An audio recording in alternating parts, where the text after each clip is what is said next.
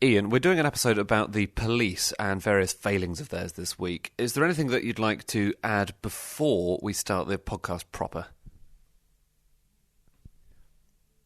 Are you exercising the right to remain silent? Yes. Page 94, the Private Eye Podcast. Hello and welcome to another episode of Page 94, the Private Eye Podcast. My name is Andrew Hunter-Murray and today we are going to look for the first episode in our new run at Private Eye and the police. We're going to be talking about the extraordinary story in Private Eye about the late Prime Minister Ted Heath and the investigation into him that has cost an enormous amount of money and delivered very little by way of actual results. But before we get into that, we need to talk about the police in Hertfordshire. Now, the Eye was covered in a number of other organs recently because of an extraordinary request that Hertfordshire Police made to Private Eye. They had asked us to hand over our entire subscriber list for that county as part of an internal disciplinary matter that they were investigating. Now, Jane Mackenzie covered this story for the Eye, and I sat down with her earlier this week to talk to her about it. So, Jane Mackenzie, you were up in court recently. Not that you make that sound like I was actually up for a crime. Sorry, you were in court recently. I was at Cambridge Crown Court. And all day. What were you there for? There was an application for a production order from Hertfordshire Police to the Eye, not to me personally. Yeah. Asking for our subscriber lists. Why would Hertfordshire Police want to know our subscriber lists? So Hertfordshire Police were investigating an incident that happened inside their own police station, in Hatfield Police Station, in which a member of their staff had been anonymously sent a cutting from a copy of Private Eye from back in June, just after the Manchester terrorist attacks. It was a piece from the jokes pages relating to that attack, and it was sent to a Muslim woman who worked at Hatfield Police Station. Okay. Now, understandably, actually, if you're getting anonymous post that's sort of targeting your ethnicity, then that's quite sinister. So they were investigating this. But the path of their investigation was a bit odd. So it was an internal bit of posting. I think you said in the piece it was through the police system's internal mail. It was through their internal mail system. It arrived in an envelope. Are you sent by another police officer? Or someone else who works in the police station. So was the idea that they wanted to know who across these three counties subscribed so that they could work out who was in the police, who was a subscriber? Yes, this was their means to narrow down their suspects. There'd been a number of letters to and fro with them asking for this information and us saying, no, that's not reasonable. That's silly. Private Eye is sold in shops. Also, we can't give you that list. It's protected by data protection laws and our promise to readers that we won't sell or give away your subscription information. But they kept on asking. Then what? They decided to ask in the formal way of making a production order under the Police and Criminal Evidence Act. Okay, what's a production order? I've never heard of that. It is usually the way that you would get around something like data protection, saying, well, you can't hand somebody's bank details over to the drug squad. The drug squad are trying to identify whether somebody's sort of massive drug dealings show up in their bank account. Then the police would seek a production order and the bank would hand over that data. Okay. But in order to get such an order, you have to make a case that it is going to help you solve the crime. You can't just ask for anything willy-nilly. Okay, which brings us, I guess, to the court. Yes. And you went along? Yes, so we had a barrister there as well. The hearing was held in chambers, as production order cases would normally be, because, for instance, if you were seeking a drug dealer's bank details, you don't want the drug dealer to find out because it's happening in open court. And how did it go down? The judge was not very impressed with Hertfordshire Police's application, really. He said that they were trying to solve their case by potluck. And presumably it might not be especially helpful even if you did have a list of all police officers in Hertfordshire Police who do subscribe to the Eye. Well, certainly. I mean, does the Chief Constable of Hertfordshire Police read the Eye, for instance? How many senior officers in the force were then going to be suspects, and what were they going to do if that was the case? Ian Hislop is the editor of Private Eye.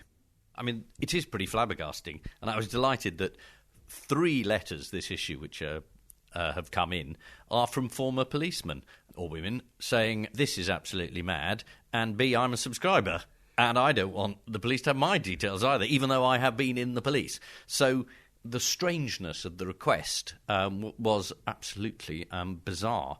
And we did, try and cooperate, and we did explain that perhaps, it wasn't a subscriber, perhaps someone had bought it in a shop, or perhaps they'd been given it by a friend, or they'd photocopied a cartoon from someone who'd sent it on the internet. It did strike me that the essential detective work didn't seem to me to have been done, and we did try and explain that. But then they took us to court anyway, and we didn't have any choice, and so we had to, get in a barrister to defend us. But happily, the judge, who's described as perspicacious in the last issue of the Eye, threw the case out. So the production order was turned down? The production order was turned down. Is that an end to the matter? Well, somebody has to pay for the court hearings and the lawyers and so forth. And the judge said that it should be Hertfordshire Police and not us. So it's scones all round. Excellent. Jane Mackenzie. Now, recent weeks have seen a large number of stories across the British press, and more particularly in Private Eye, about an extraordinary allegation and a police investigation into the idea that the former Prime Minister, Ted Heath, was not only a child abuser, but that he was a satanic, ritualistic child abuser. That's an extraordinary allegation. It's been investigated by the police in Wiltshire in an operation called Operation Conifer, which lasted for 2 years and has just delivered its report. Now, we're going to get into the exact detail of how the police went about investigating, and later on we'll speak to Francis Wheen about the way that the story was covered in the papers. But, firstly, Private Eye actually received a visit from the police as part of this investigation. Here's the magazine's editor, Ian Hislop, with more on that. I'm afraid my confidence in Operation Conifer was not greatly boosted by a visit I had from 2 policemen. I'm both very charming, but seemed to me not terribly well informed and not terribly on the money.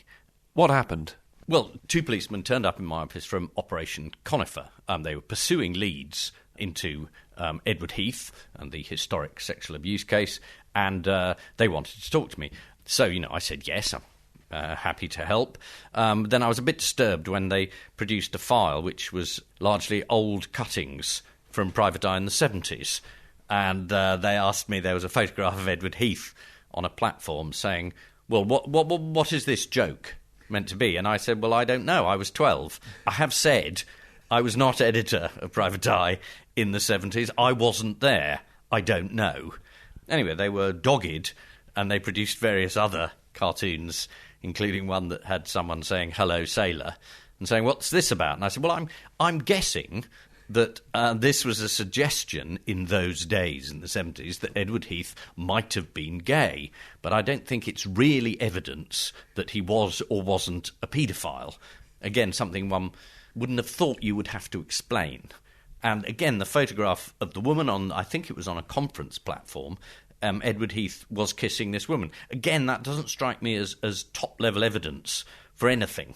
And so I then said to them they should really go and talk to my predecessor, Mr. Ingrams, and they dutifully went down and spoke to him. But I think, again, he couldn't help them a great deal further. Given that, there are people we know at the Eye, people who knew Edward Heath well, worked for him, were around him, who haven't been investigated by the police, haven't even been contacted, they haven't spoken to them.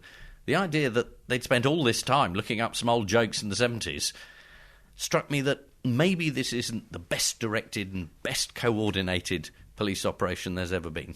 Rosie Waterhouse has been covering this story in the Eye for some years. Over the last 2 years, a lot of stories have leaked out into the press, the most controversial of which was in November 2016, where the Mail on Sunday ran a story saying that, in fact, the main allegations against Heath were that he was involved in a satanic paedophile ring. It involved rape, child sacrifice.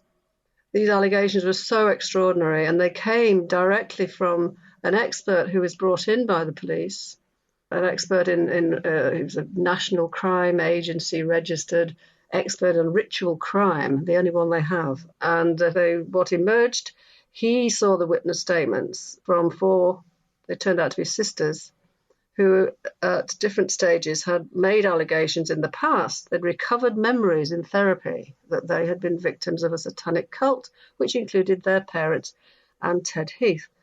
It's so kind of lurid and baroque already. So he was tasked with looking at all this.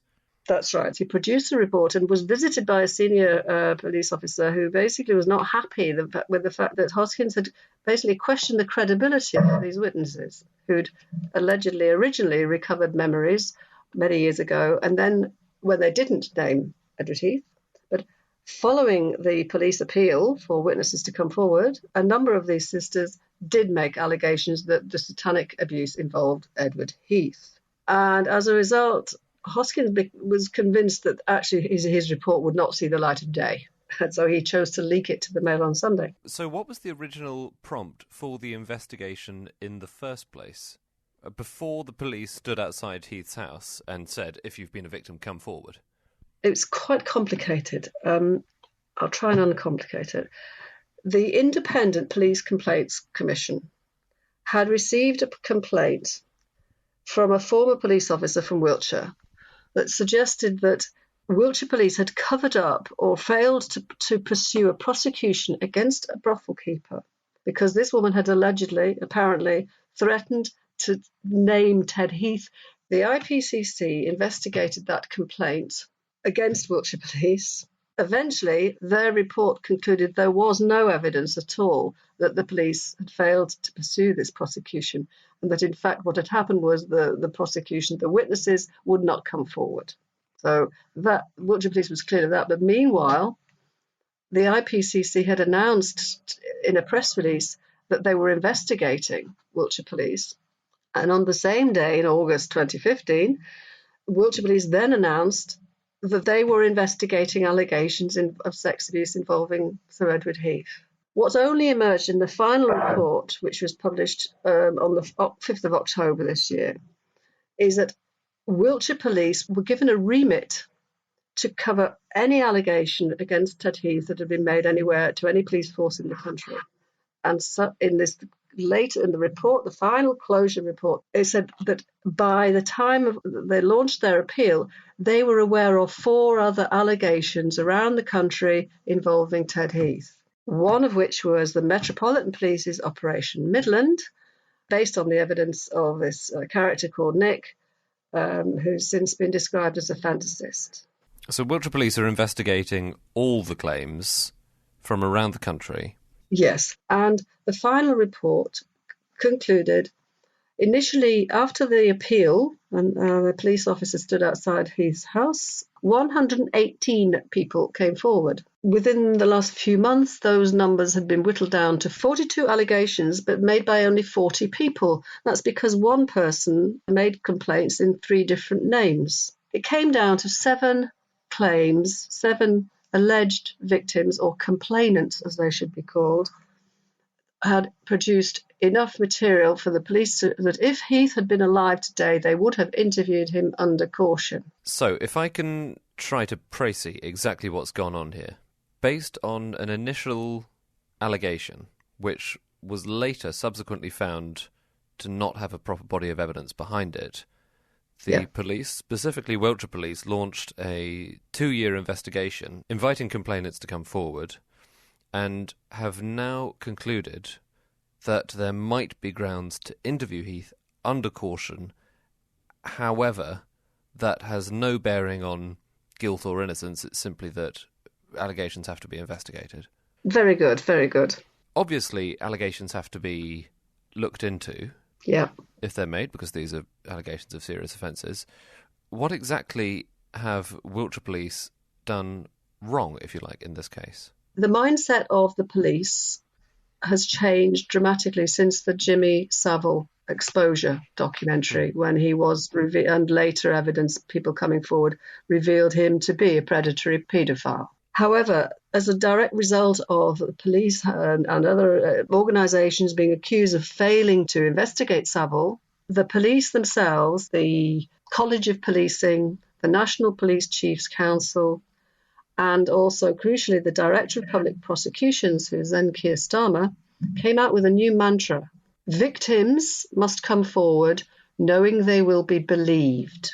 And that is turned justice on its head, if you like. People are, instead of being considered, the accused being considered innocent until proven guilty, there is the mindset that has been drummed into every police officer in the country that they must treat anybody who comes forward with an allegation relating to sex abuse, they must treat them and must believe them.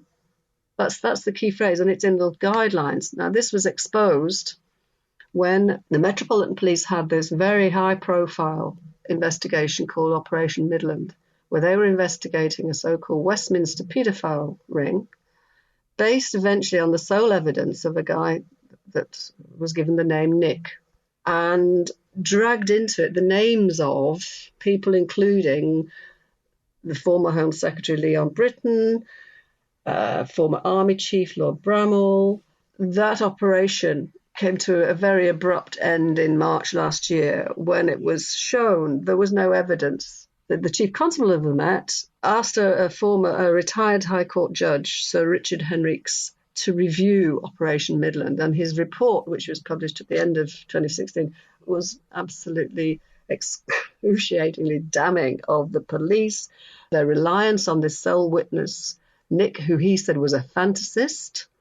Sir Richard Henriques stated absolutely categorically that this was wrong, that people coming forward should be known as complainants, their claims should be investigated and tested for evidence, and that the accused should be given a fair run, basically.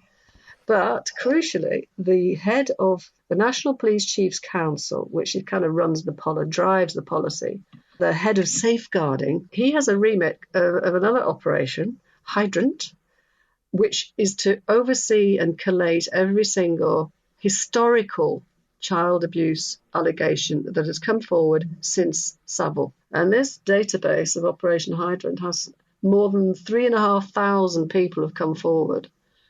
The accused include, I think, 450 dead people, persons of public prominence. So in other words, people like Heath, Leon Britton, and so on. And of course, you've got all the celebrities as well. So one of the topics I've been interested in and followed over the years is how false allegations can be elicited. And there are a number of influences.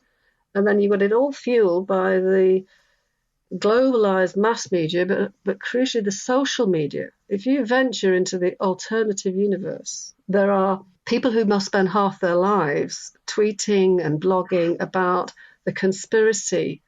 This is going back to the satanic abuse stuff, that there is an establishment cover-up.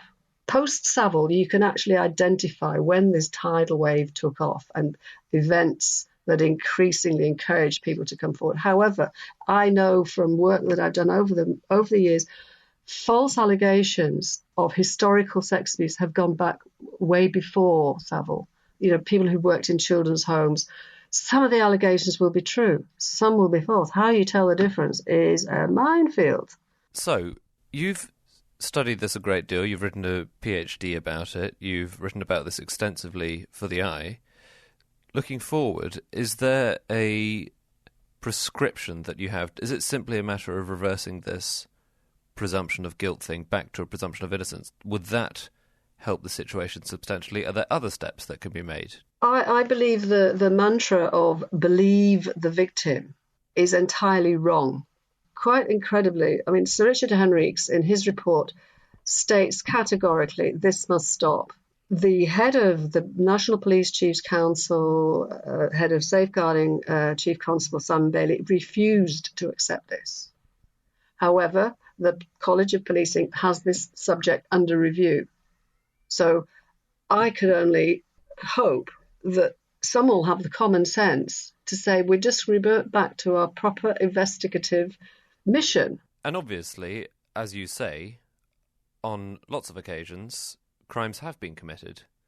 Yeah. And the police need to have the tools at their disposal to thoroughly investigate and to ascertain which of these claims of, in many cases, really dreadful crimes are being made with evidence to back them up, and then can move to prosecution. That's right. I think another problem, and this is quite a deep topic, that when I referred to the sisters that came forward in Wiltshire originally and that had recovered memories under therapy, that they'd in their childhood been abused by a satanic cult, including their parents, I don't hear so much about it now. That was really big in the 90s in the UK and America. It started and then came here. And that there's a whole school of thought in the therapy world that any mental health disorder in late teens, 20s, 30s, a likely cause would be childhood sexual abuse. And so therapists, psychiatrists, psychotherapists, psychologists, we're using methods to encourage women to recover memories. It sounds extraordinary that this could happen. There is still a small element of therapists that believe that, and I think that is very dangerous. And I've written about a particular clinic in the Harley Street, which is funded by the NHS. I mean, that really, really is nonsense. I'm in touch with a very senior former police officer who's basically so exasperated by the police attitude now that they're just, begin at the beginning. What are the allegations? You don't start from the position of being their therapist. If you think about it, 2 years, £1.5 million, 20-odd officers, God knows how many civilian staff, have investigated what amount to 7 claims that they probably have interviewed Ted Heath about under caution. And you think, you'd have thought they'd quietly go away, frankly, but no. Mike Veal, in astonishing interviews, immediately after the report was published, a big press conference, TV cameras everywhere last Thursday, October the 5th, Veal gave these interviews published over the weekend, pushing a line. Veal is pushing a line that actually what needs to be investigated, and he'd quite like another 2 or 3 years, is a cover-up, an establishment cover-up of a Westminster paedophile ring, and that cover-up could include the judiciary, senior officers, senior politicians, civil servants, the security services. He's saying that there are so many people out there believe this is happening, and Veal actually says, I don't know, but I think this needs to be investigated. There is a conspiracy. He believes the believers believe it, that there is a conspiracy, which I think is the guy really ought to keep his head down, I would have thought. But also one other really important point is that the supporters of Ted Heath, right, has 17 godchildren, none of whom have accused him of anything, and there's a charitable trust set up in Heath's name. And what the supporters, the family, the members of the trust want to achieve is an independent review of the evidence in Operation Conover. That is the only way they believe that the weight of evidence, whatever the evidence was, and produce a report as Henriques did into Midland. That way they believe it's the only way they will get some sort of closure. Rosie Waterhouse. Now, one of the reasons the story has received such a great deal of prominent coverage in the media is thanks to the attentions of the press, most particularly the Mail on Sunday. Francis Wheen is our man on the Street of Shame, and to end this week, here he is on the newspaper's coverage of the story. Well, all stories nowadays, it seems to me, become fodder, or at least cannon fodder, in the endless civil war in the Mail group, the associated newspapers. I mean, whatever the story is, if one of the papers, the Mail on Sunday, say, takes up a story, the Daily One will then try to shoot it down, and the same the other way around. So with the Heath story, it is slightly puzzling, because the Mail on Sunday initially was leading the way in suggesting that this Wiltshire inquiry was a complete waste of time. I mean, they ran a piece last year saying as much last November, which by an expert who had been brought in by Wiltshire Police to review, including things like these satanic allegations and things. And he said it was totally ridiculous and waste of money. And that was what then prompted the Chief Constable to issue a bizarre sort of open letter on YouTube. He just stood in front of a camera for YouTube and defended his inquiry. And so the Mail on Sunday seemed to be anti-Wiltshire Police. But they suddenly then were turned round, and since then they've had a succession of stories by their political editor, all unlikely people. I mean, given that it's a police inquiry in Wiltshire, it's been entirely covered by their political staff from Westminster, weirdly. And Simon Walters, the political editor, has run a succession of pieces. I mean, he ran one earlier in the year saying that the Chief Constable was 120% certain that Heath was a paedophile. And this was a bit much even for Mike Veal, the Chief Constable, even though it had clearly come indirectly from sources close to him. And he had to issue a denial and say, no, I've never said that it's 120% certain. But nevertheless, it's very noticeable that last week, when the report came out, their so-called closure report on their investigation, he only gave 2 one-to-one interviews, and one of them was to Simon Walters, the political editor of the Mail on Sunday. So he clearly can't have been that displeased by Simon Walters' coverage. So needless to say, because the Mail on Sunday is now really the only main national newspaper which is fanatically pursuing this line that Heath was guilty all along, really, you know. The Daily Mail on Saturday devoted reams of stuff to pieces discrediting the Mike Veal Wiltshire Police inquiry. And then the very next day there was another piece in the Mail on Sunday saying Heath was guilty, actually. And so it bats back and forth. And what is supposedly, you know, a serious and grave subject, and, you know, obviously very grave if any of it were true, has now just become another plaything for the Mail and Mail on Sunday to hit each other with, for the editor of the Daily Mail, Paul Dacre, and the Sunday editor, Georgie Gregg, as part of their, to everyone else, very entertaining Civil War. You're pretty much the Eye's Mail Civil War correspondent now, among many other hats. Well, I think we probably have a team of correspondents, an army. It's one of those larger world conflicts. You can't have a single war correspondent. You have to have people covering every angle as the troops roll in across the newsroom floor. Francis Wheen. That's all from us this week on page 94. Thank you very much for listening. If you've enjoyed it, these stories and others are covered in the latest edition of the magazine, so we urge you to pick up a copy at your soonest possible convenience. And we will be back in a couple of weeks with another one. Thank you very much for listening. We'll see you then. Goodbye.